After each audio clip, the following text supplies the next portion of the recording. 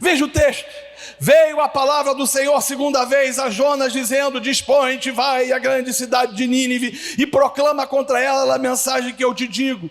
E ele levanta e vai, porque ele resolveu efetivamente obedecer a palavra do Senhor.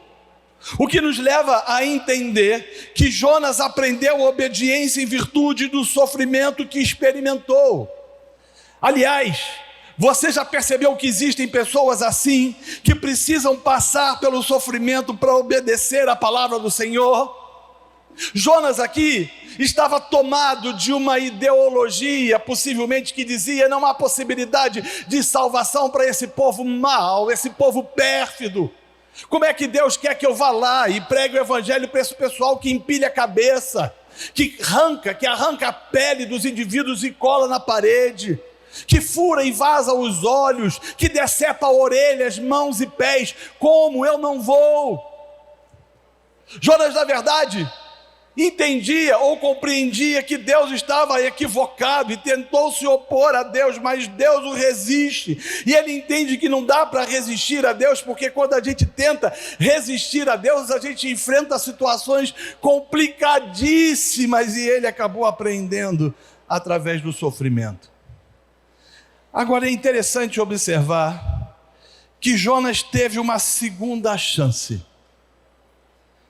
Mas eu não sei se você já se deu conta, existe um número incontável de pessoas que não a recebem. E a pergunta é: por quê? Por que alguns são beneficiados com uma segunda chance e outros não? A resposta a este questionamento é simples: porque o Deus da Bíblia é soberano e Ele faz o que quer. Segundo lugar, o texto vai dizer que ele vai a Nínive, e ele anda por toda a cidade pregando 7 palavras. Ainda 40 dias e Nínive será subvertida. As ruínas dessa grande metrópole mostram que a Nínive histórica media não menos do que 13 quilômetros de circunferência. Há sugestões, por exemplo, de que cidades satélites de Nínive, como Reobote, Ir, Calá e Resen, estão incluídas nessa medida, mas não há como afirmar isso de forma categoricamente. Todavia, boa parte dos historiadores acreditam que essa região poderia ter entre 100 a 600 mil habitantes, o que tornava a cidade muito populosa. Mas o texto diz que Jonas, agora obedecendo, entra na cidade e prega a mensagem em cada esquina, anunciando 7 palavras somente. Ainda 40 dias e Nínive será subvertida.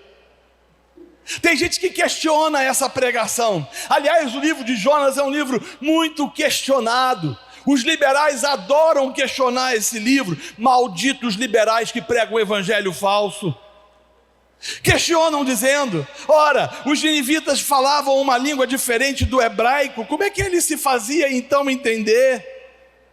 A resposta é simples: nada impedia que ele tivesse pregado com um intérprete, por exemplo, ou que ele pudesse mesmo ter pregado em aramaico. Mas o que a gente sabe é que a pregação de Jonas levou os ninivitas a crerem em Deus. Os ninivitas creram em Deus, o verso 5 diz isso. E essa afirmação por si só nos traz o seguinte entendimento: em primeiro lugar, a palavra de Deus, quando pregada, faz aquilo que eu e você não temos condições de fazer. A palavra de Deus é suficiente. Ela é poderosa para anular sofismas. Ela é poderosa para esmiuçar a penha. Ela é poderosa para penetrar no coração daquele que está com a alma empedernida. Ela é poderosa para fazer com que pecadores sejam convencidos dos seus delitos, das suas transgressões, mediante a ação do Espírito Santo de Deus.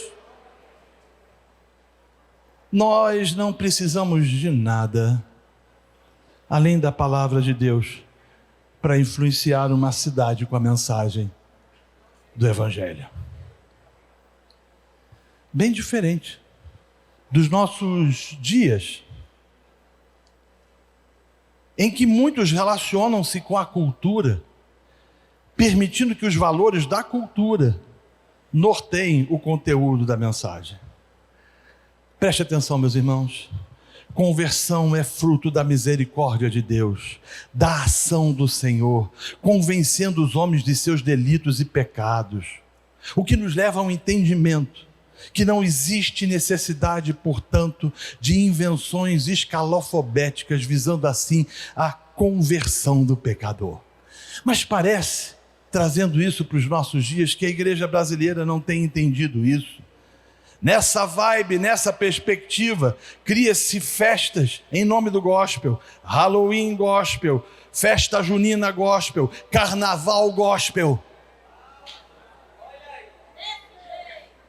Entendendo e subentendendo de forma absolutamente clara de que isso é poderoso para transformar a vida do pecador. O que transforma a vida do pecador é a pregação genuína da palavra de Jesus Cristo, mediante a ação do Espírito Santo.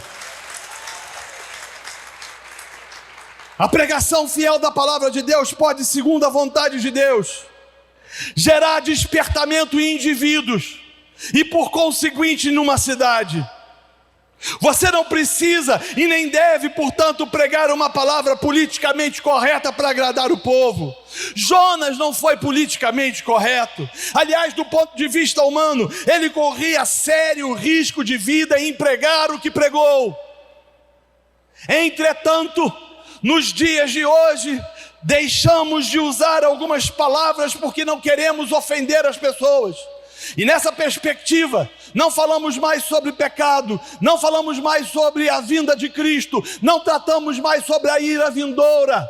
Escolhemos um evangelho light, um evangelho soft, e achamos que mediante as nossas ações simpáticas as pessoas vão se converter. Não, pessoas são convertidas pela ação do Espírito Santo, que quando prega, e quando o povo prega, e quando o crente prega a palavra genuína e fiel, opera no coração daqueles que estão a ouvir.